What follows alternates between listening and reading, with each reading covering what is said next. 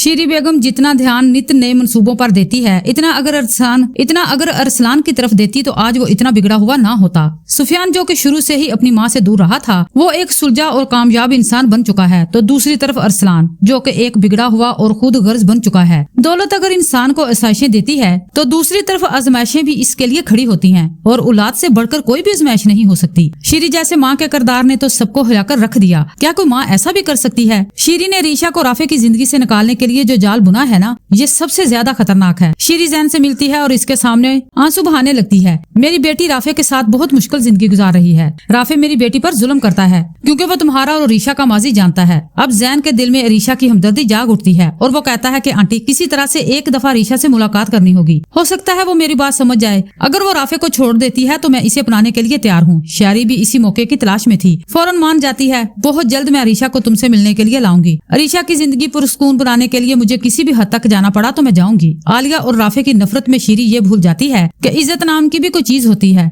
जब बेटियों की इज्जत पर एक दफा धब्बा लग जाए तो फिर सारी जिंदगी नहीं धुलता। लेकिन शीरी ऐसी बातों को नहीं मानती। जो माँ अपने बेटे की झूठी कसम खा सकती है, वो अपनी अना और गुरूर को बरकरार रखने के लिए किसी भी हद तक जा सकती है, और फिर यही होगा। शीरी रीशा को डॉक्टर के पास लेकर जाने के बहाने ले आती है। रास्ते में कहती है कि बेटा मुझे तो भूख लगी है, कुछ खा लें। रीशा के मना करने के बावजूद भी शीरी एक रेस्टोरेंट में चली जाती है। जैन को पहले ही कॉल करके शीरी सब कुछ बता चुकी थी कि हम लोग आ रहे हैं। इतने में जैन भी वहाँ पर आ जाता है। रीशा डर जाती है। तुम यहाँ क्यों आए हो? तुम्हें मोम ने बुलाया है ना? जैन बात पलट देता है। शैरी कहती है कि तुम अपनी माँ पर शक कर रही हो। रीशा तुम इतनी घटिया हो सकती हो, ये तो मैंने कभी सोचा भी नहीं था। इतने में जानबूझकर शैरी अपने ऊपर जूस गिरा लेती है और बहाना बनाकर वहाँ से चली जाती है। लेकिन रीशा को ये मालूम नहीं होता कि आज इसकी बर्बादी का दिन है। शीरी छुपकर जैन और रीशा की वीडियो बना लेती है। जैन जानबूझकर आंख बचाकर रीशा के हाथ पर हाथ रख देता है। कैमरा सब कुछ रिकॉर्ड कर लेता है। जैसे ही शैरी और रीशा घर लौटते हैं तो शैरी मौका देखकर किसी अननोन नंबर से वो वीडियो राफे को भेज देती है। जैसे ही राफे वीडियो देखता है तो वो भड़क उठता है और फौरन रीशा के पास पहुंच जाता है। जोरदार थप्पड़ रीशा के मुंह पर रसीद करता है। तुम एक धोखेबाज हो। मैंने तुम्हें तुम्हारे घिनौने और दागदार माजी के साथ अपनाया था। जिस लड़के ने तुम्हारी जिंदगी बर्बाद करने की कोशिश की, आज तुम इसी के साथ रंगरलियां मना रही हो, मेरी आंखों में धूल झोंक रही हो। लेकिन रीशा हक्की बक्की रह जाती है कि राफे को कैसे मालूम हुआ। राफे ये सब गलत फहमी है। मेरा अब जैन के साथ कोई भी ताल्लुक नहीं है। लेकिन राफे गुस्से में रीशा को जोरदार धक्का देता है और वो बेड पर गिर जाती है क्योंकि राफे को यकीन हो चुका है कि रीशा इसे धोखा दे रही है। रीशा लाख सफाइयां पेश करती है लेकिन नाकाम रहती है। आंखों देखी मक्खी कोई भी नहीं निकल सकता। और हाँ, क्या वो वीडियो झूठ थी?